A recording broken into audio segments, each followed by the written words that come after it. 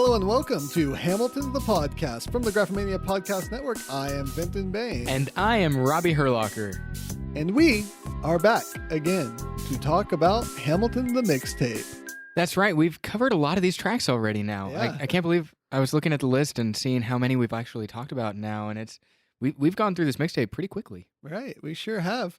We have 4 more songs we're going to cover today. This will probably be a little bit of a shorter episode, but we wanted to give a little bit more time to our next cabinet battle for next time. Absolutely. I think the cabinet battle is has enough material there and is a huge enough theme that we really need to kind of focus on the themes of slavery and the things that are addressed there in a more historical tone than what we've gone through with a lot of the mixtapes so far. So we'll be dedicating more time to that in the next episode. But for now, we're going to dive into the songs that I have been calling for myself. I don't know if I've talked about this with you, Vinton, but I've kind of been calling this the girl power trilogy of the mixtape, because we've had songs about overcoming oppression and rising up out of stressful situations. We've had songs about just the struggle of the immigrant story. We've had songs that were, the love story of Helpless. And now we get into 3 songs back to back that are sang by female narrators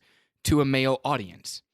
You have Say Yes to This, where Jill Scott, playing the role of Mariah Reynolds, they take the names out, but playing the role of Mariah Reynolds in our musical, she stands up for what she wants. She speaks out and says exactly what she wants out of this man that she is speaking to. And then you have the song Congratulations, where the narrator says to Alexander Hamilton, "Let me put you in your place." And she stands up to him and gives him a piece of her mind. And then you have Burn, where the woman is speaking and she says to the man, "You have provoked my wrath and I am going to stand up for myself, and this is not okay." So you have 3 songs back to back where the woman is saying directly exactly what it is she wants.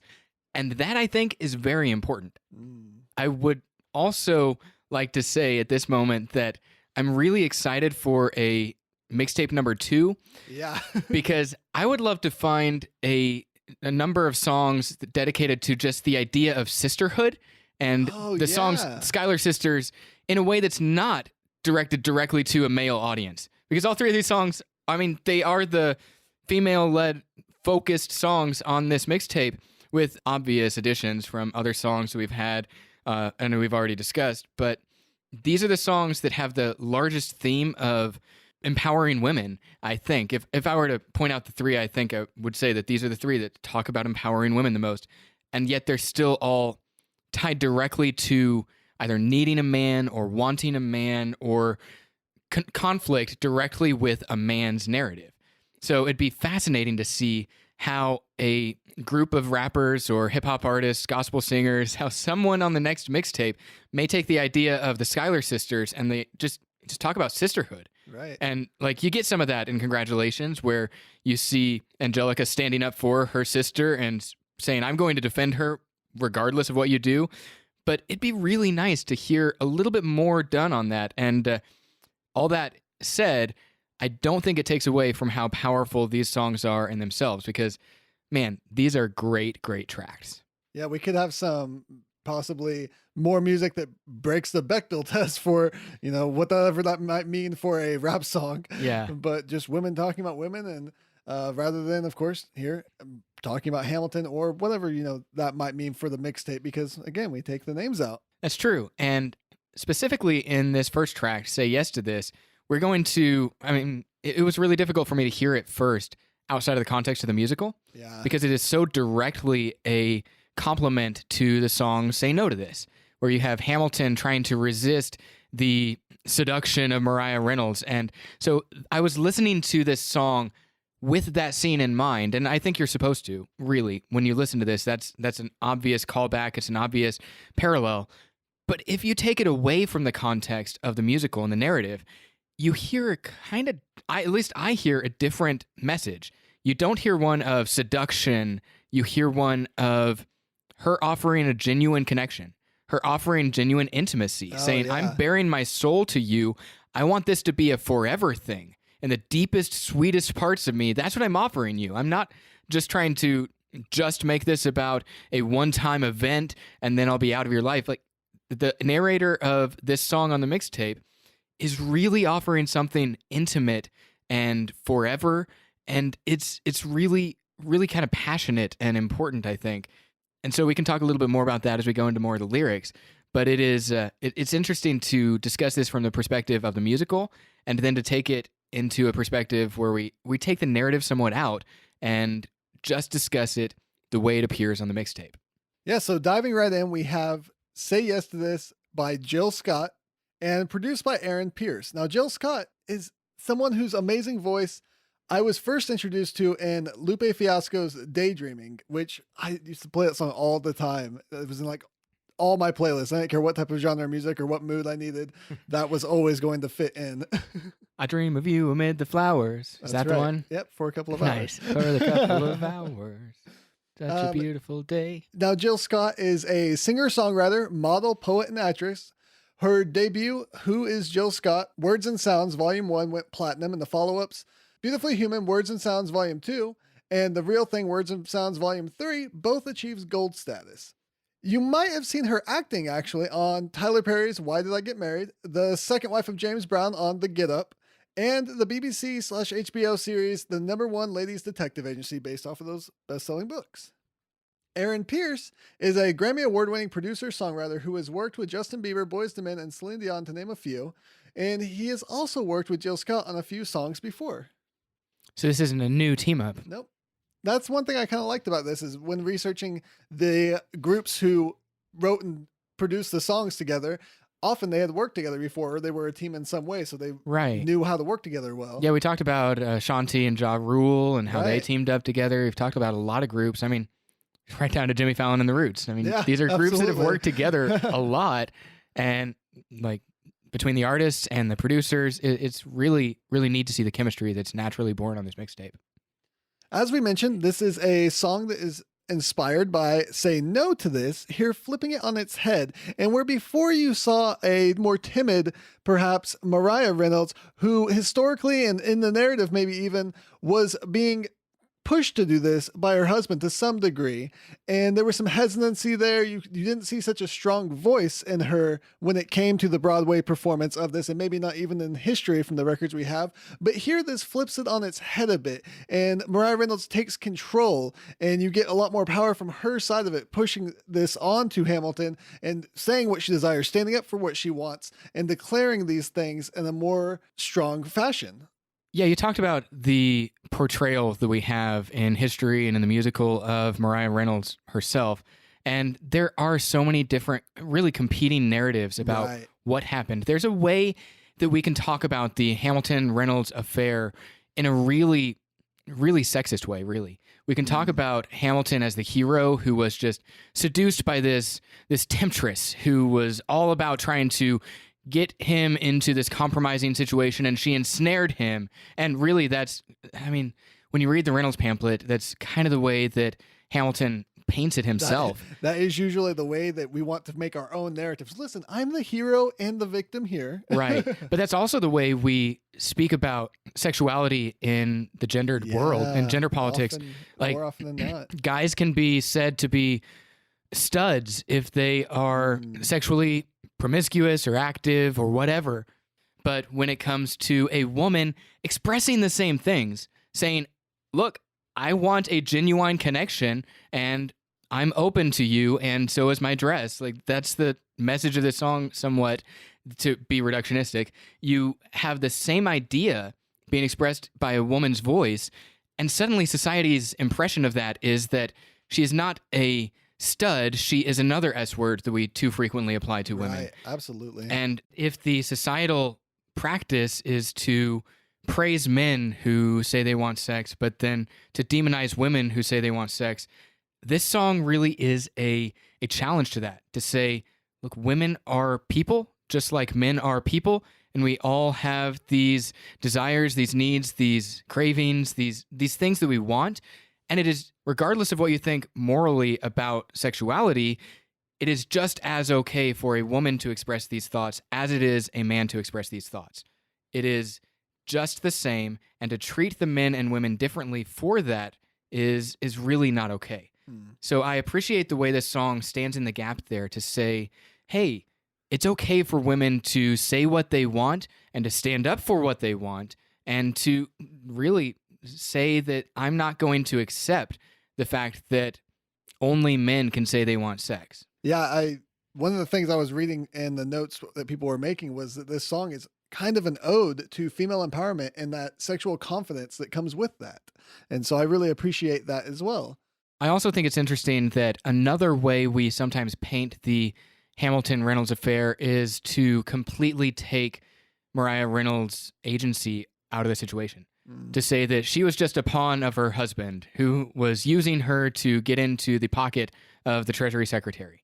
And we say that James Reynolds was the entire puppet master and Mariah Reynolds had no involvement whatsoever or was just being used and manipulated. And Hamilton addresses that theory as well in the Reynolds pamphlet when he says that it could be that Mariah was just a victim of her husband's attacks as well. And so I don't know. Nobody knows exactly how involved Mariah was in the scheming that her husband had.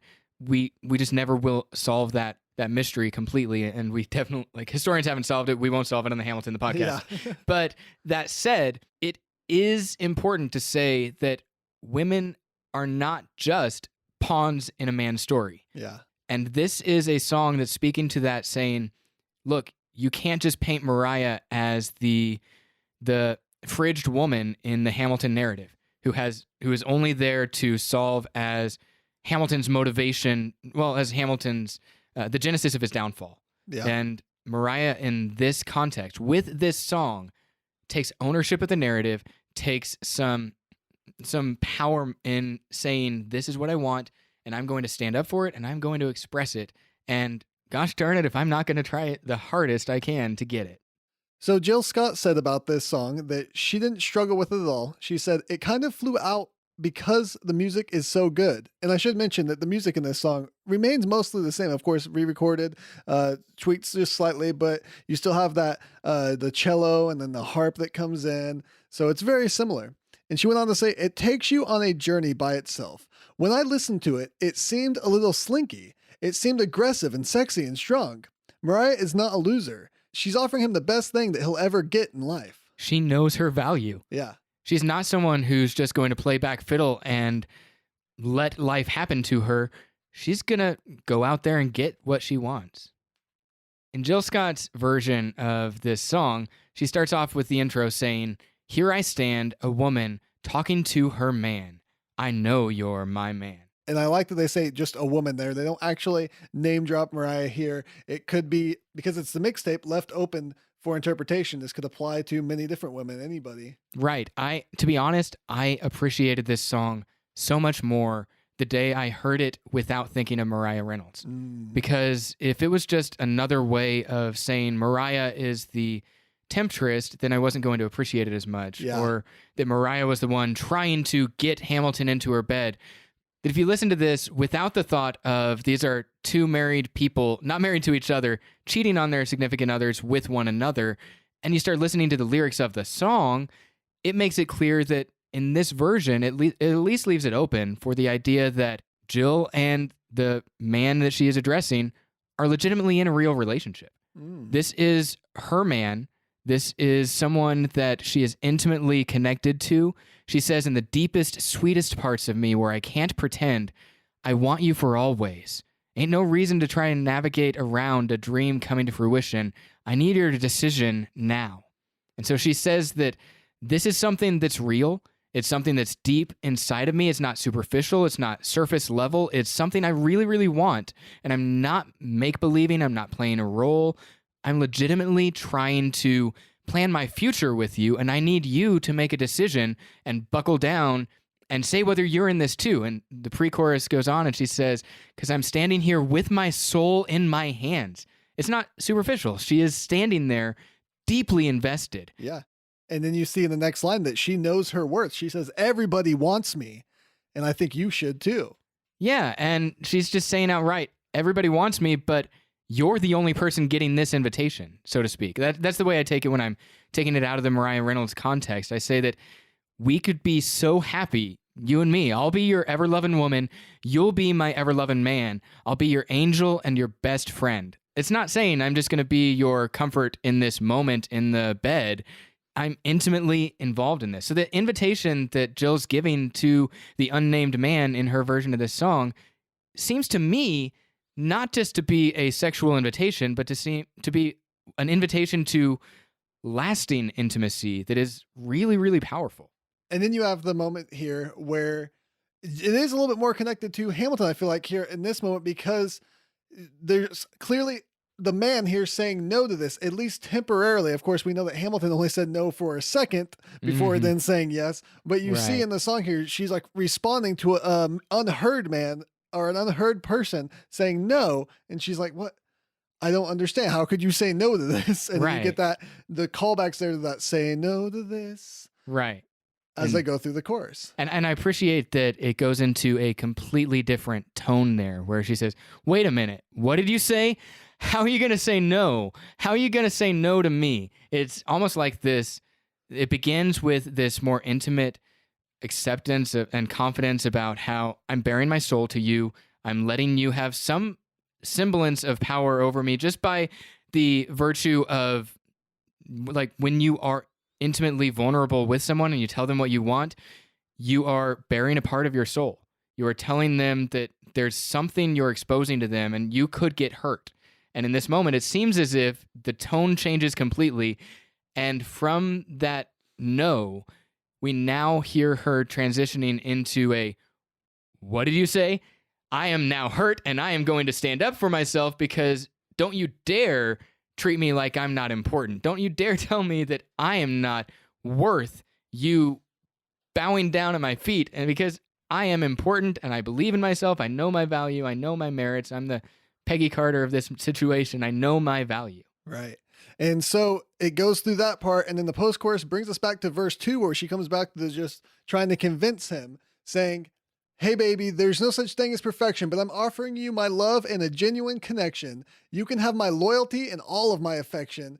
You're looking everywhere, but every road will lead to my direction. I appreciate this as a commentary on that relationship that we've all seen where one of the parties wants commitment and the other party's like dragging their feet a little bit. I don't know if I want commitment. Maybe there's something better that'll come along a little bit later. And she's just saying to her man right now, don't you play. I'm not here to just make believe about this. I'm not here to play around with my future and with my feelings. I have value and I'm not someone that's just going to be here forever. I need you to buckle down and decide if this is something you want too. You have two people in this relationship. One of them is asking the other to commit, and the other is instead playing around, looking everywhere else, has a wandering eye perhaps. And here she's saying, look, I have some really important things that are in my pro column for why you would want to be with me. And she starts listing them. I'm a freak with technique. Yep. She gets in the euphemistic verses there talking about how she'll surprise you. She's still a lady. She's a freak, but she's still a lady. And then she throws in the speaker euphemism there, the make you buzz when I put this bass on your tweeter. Yeah, I love that specific euphemism there. And then it goes back into the pre-chorus again with my heart in my hands this time instead of my soul. We could be so happy. I'll be your loving woman. You be my loving man. And then it goes back into the chorus of how can you say no to this? Can we talk about how wonderful she is at belting? Yeah. These man, vocals are so beautiful. She's so good. And we draw the song to a close here. Here I stand, a woman talking to her man. It appears to me you're on some BS. You better get a grip and you better get it quick. I'm trying to help you. Right. To me, this is a powerful song as a comment on the Mariah Hamilton relationship where you see if you take it as that, you'd see these two people as equals almost. I actually saw a YouTube video, I don't know if it was done legally or not, where they overlaid the two songs, Say Yes to This and Say No to This. And it was fascinating because there are pieces of the song that directly go back and forth. And, that is fascinating. And so it's kind of fun to see how they play back and forth on each other. Don't take this as an endorsement of that video. It may have been taken down off of YouTube. I have no idea whatsoever. It may be there. It may be great. I don't know. Maybe Lin-Manuel Miranda sponsored it. You can look it up yourself and take that into your own hands. But it's in the relationship between Reynolds and Hamilton, it really paints them both as equals, and it paints Mariah as someone who's going to take control of what she wants. But I love it even more as a statement of two people in a relationship, one calling the other to a deeper level of intimacy and a deeper level of commitment, saying, I'm here. I'm offering you something important. I'm not just going to sit here watching you rubberneck every single woman that walks by. I'm not going to sit here and let you treat me like garbage. I'm here, but I respect myself and I demand that you respect me too. So just in the idea of like when you are in a relationship, there needs to be some ownership in that to where you are my man or I am your woman. And this is the idea that these two individuals in the relationship just need to decide whether they're actually going to be in this relationship and be committed to it. So yeah, it's a wonderful song. It was a big surprise to me on the mixtape. It wasn't something that I was expecting going in. So it was really interesting to see this new original idea here inspired by the original song. Moving on to our next song, we have a rendition of an outtake that we've talked about before on the podcast. Congratulations. Perhaps one of my favorite songs on the mixtape. I really love just the power and the force behind the lyrics here. Oh, it's so good, isn't it? This song is performed by Dessa and produced by Andy Thompson. Dessa is an American rapper, singer, and poet who has been described as combining the dry wit of Dorothy Parker and the beat of Mos Def. She is best known for her work with the hip-hop collective Doomtree. Andy Thompson is a producer known for his work on a couple of songs from Taylor Swift's Red. I love that album. Let me just say that. I'm a Swiftie.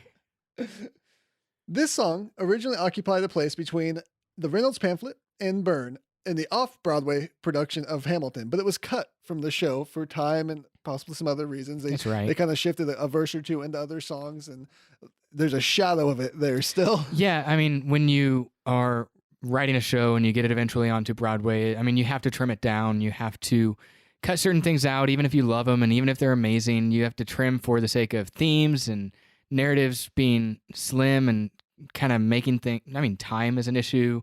And yeah, this is one that I wish it was there, but since it isn't, I'm really glad we have Dessa's version. Right. And you can see a performance of this from before the mixtape from a Ham for Ham YouTube video. That's right. Now, if you want to hear us talk a little more in depth about some of these lyrics, we did cover most of it in our episode 21, the Reynolds pamphlet. So go check that out. Yeah. But we're going to go back over some of the lyrics here. And of course, there's a new verse that's introduced. So we're going to talk about all of that. So this song is Angelica's response to the Reynolds pamphlet, right? Yep. Alexander Hamilton has written the Reynolds pamphlet exposing their family to public scrutiny about the affair that he had as an ongoing affair with Mariah Reynolds, coming right out of the song that is sang by Mariah Reynolds is kind of especially potent on the mixtape here, where you see that Angelica comes in and she is going to bat for her sister Eliza. She is going to bat and she is going to take Alexander Hamilton and hold him accountable for all the things he said and the way he's dragging her sister through the public, scrutiny that is the Reynolds pamphlet. And I like that it opens up here with the sarcasm, because if anything's worse than attacking someone with straightforward attacks, it's attacking them sarcastically. Congratulations. Right. You have invented a new kind of stupid, a damage you can never undo kind of stupid, and open all the cages at the zoo kind of stupid. Truly, you didn't think this through? Kind of stupid. I love that. And even right before she gets into that, she sings the Alexander. And whenever we've heard that in the past, it's been a bit of a callback to the intimate relationship that Alexander and Angelica have as in-laws there and as peers. And so you can almost imagine in the moment of the musical where Hamilton is feeling attacked by everyone left and right. His political enemies are spreading the Reynolds pamphlet because no one can destroy Hamilton better than Hamilton himself. Right. And in a moment like that, he really wants a partner. He really wants a connection. Yeah. And Angelica comes on the scene. She gives her call out to Alexander, begins to compliment him in these backward, sarcastic ways, right, really attacking him. There's an almost unspoken, I'm not here for you there. Alexander? Yeah. Oh, she's here? Congratulations. The tone changed. Like, oh God, oh no. Yes. I love the way that first. And I love the repetition of kind of stupid there, where it's these are the kinds of stupid, but the last one's like, you think this through? Kinda Kind of stupid. Yeah, absolutely. So let's review. You took a rumor a few, maybe two people knew and refuted by sharing an affair of which no one has accused you.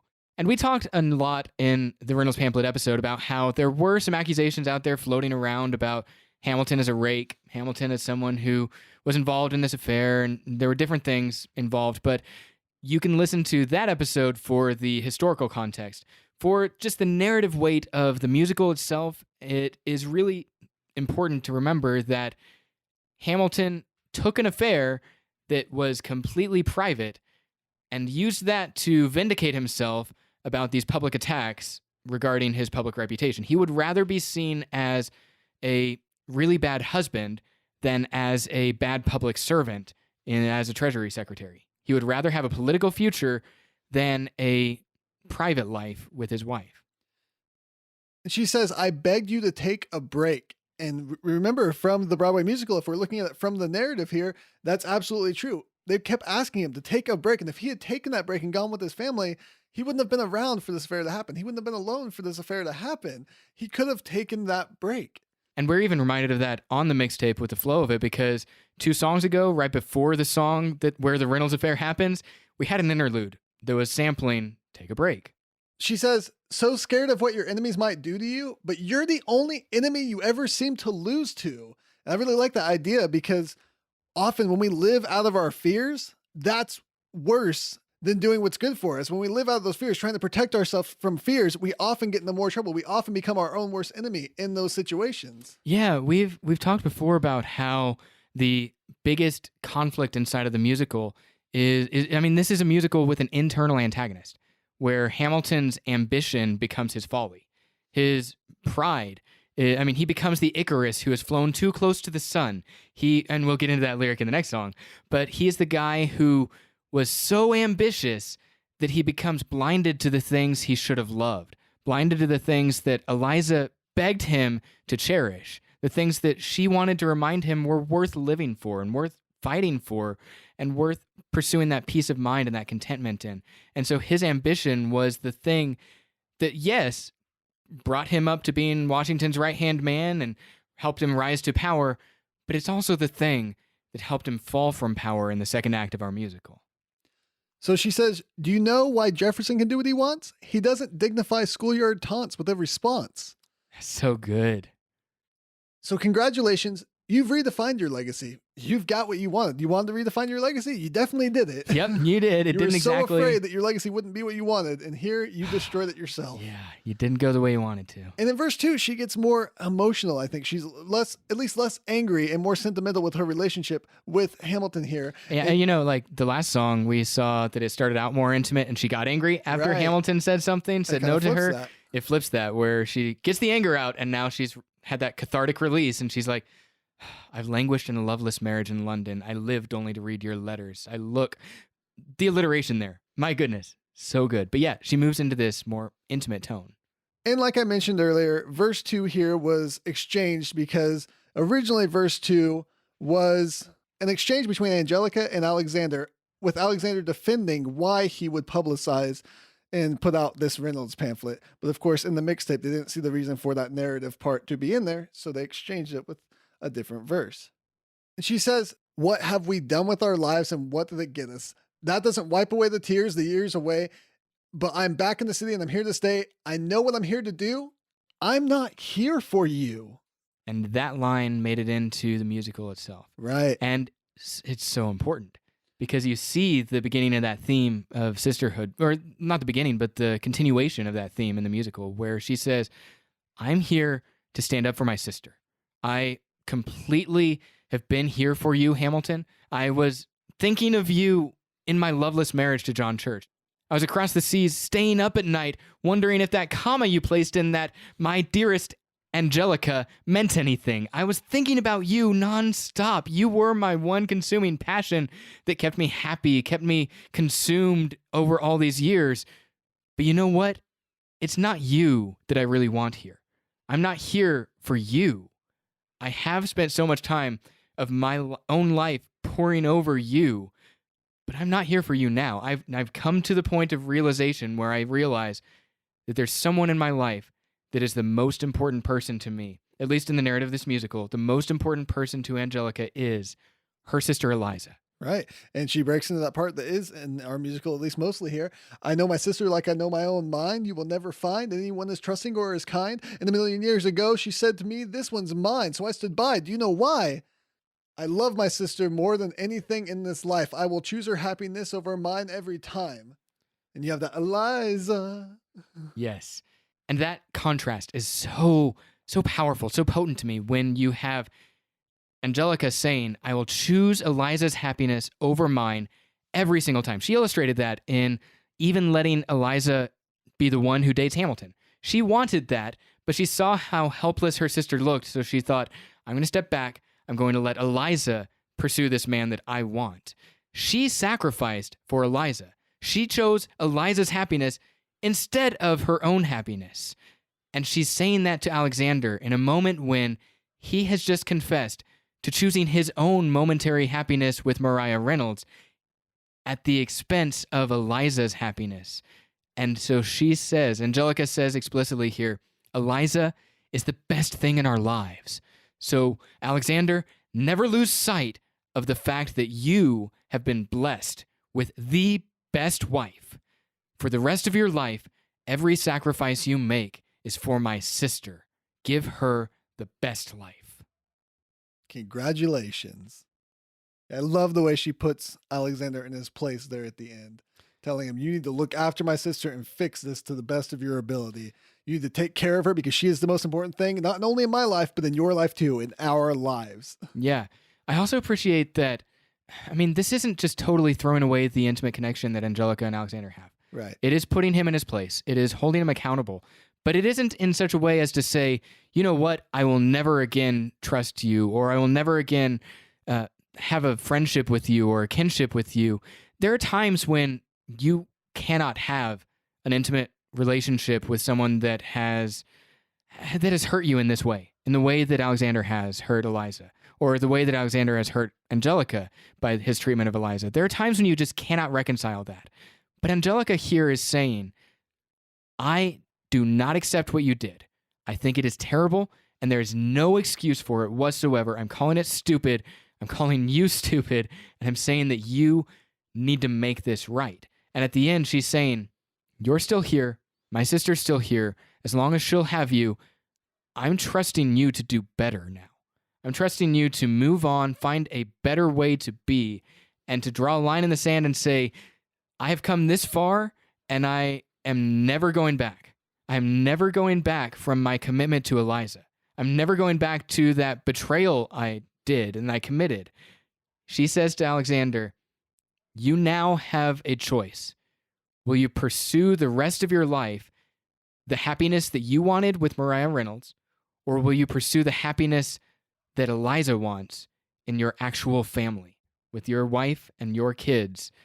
Will that be your dream and your desire? So the fact that they end this song still as brother and sister-in-laws, still as friends of some sort, in the middle of a powerful confrontation, that means something to me. Because a lot of our relationships are maintained without that, like, really harsh confrontation sometimes, and you need to be told that. Like, you need to be told, hey, you're out of line, or you're completely off base here. And that's really helpful to know and remember that confrontations don't need to be the end of relationships at times.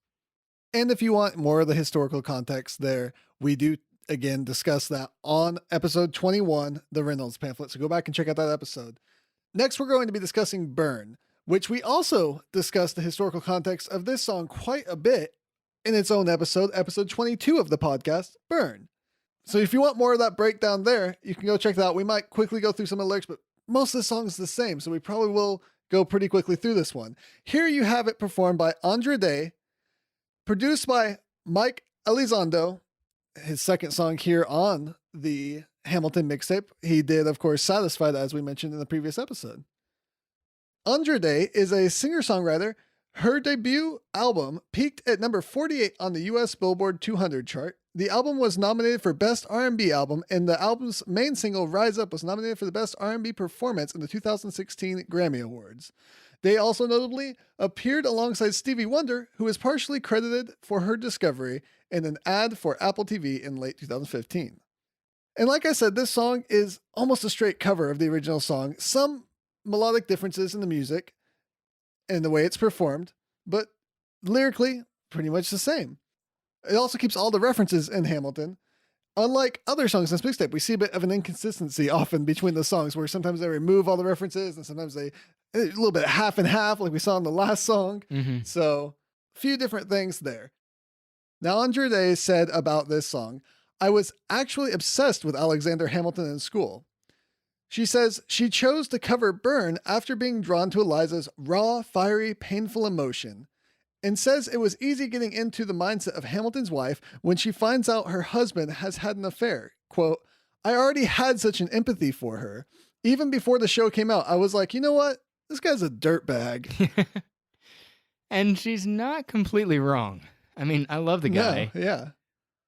Yeah, of course, this song shows that pain of a grieving partner after their significant other, the love of their life, cheats on them with another person. They share that intimacy that's supposed to be just between the two of them, that they've agreed upon to be between the two of them, and then breaks that agreement and shares it with somebody else outside of the other one's approval or knowledge even. And like I said, we went over this. Most of the lyrics are the same here, but it's such a beautiful song. It's great to hear another take on it vocally and musically. And it's still super impactful with all the background from the Broadway version of Hamilton. I almost, again, wonder what someone thinks if they just were to pick up this mixtape not knowing about the Broadway version or not having heard it at least, and without that background to hold on to it, what they might be feeling as they listen through. I think this one actually would be even still almost as impactful without the background information, just because you get so much through the lyrics of this grieving spouse.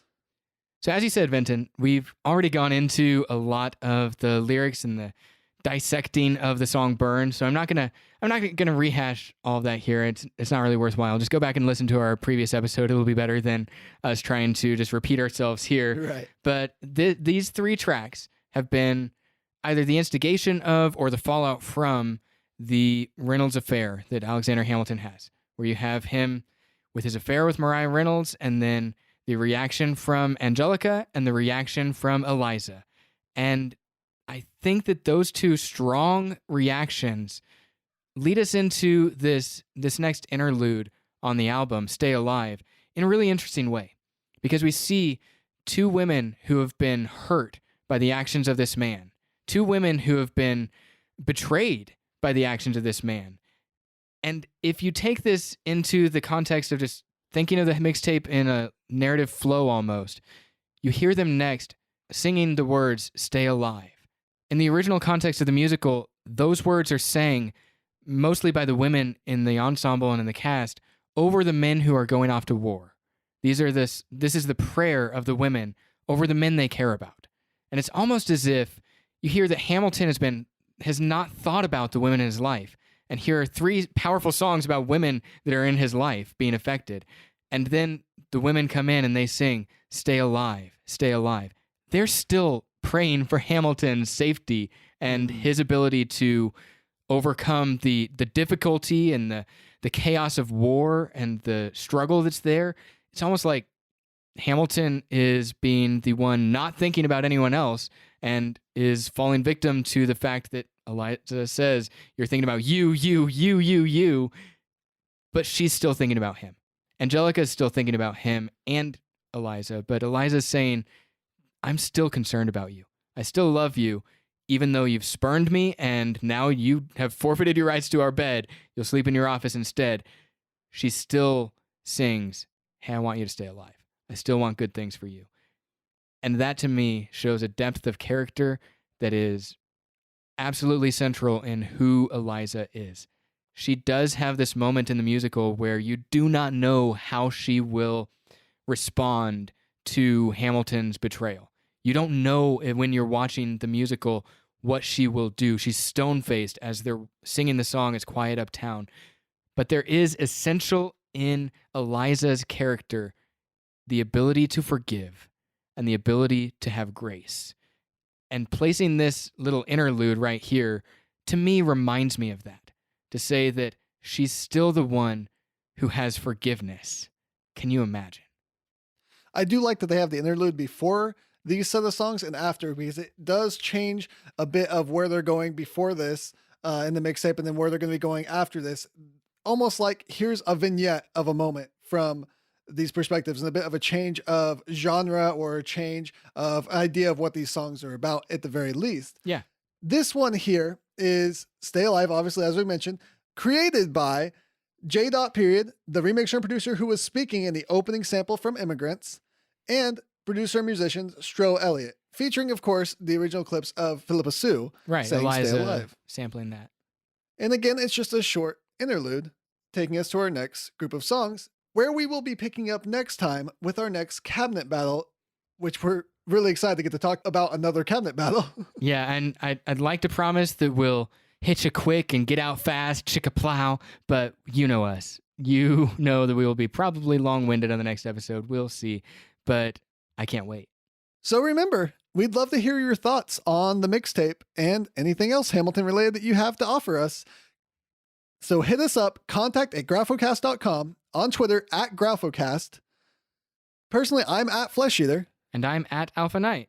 And this podcast, as always, is brought to you by our lovely Patreons on patreon.com. If you would like to support this podcast network and this podcast specifically, go to patreon.com/graphocast and kick us $1 a month or whatever you can afford to get some special goodies for doing so and keep these podcasts running. We will see you in a couple weeks when the issue on the table will be Cabinet Battle number 3.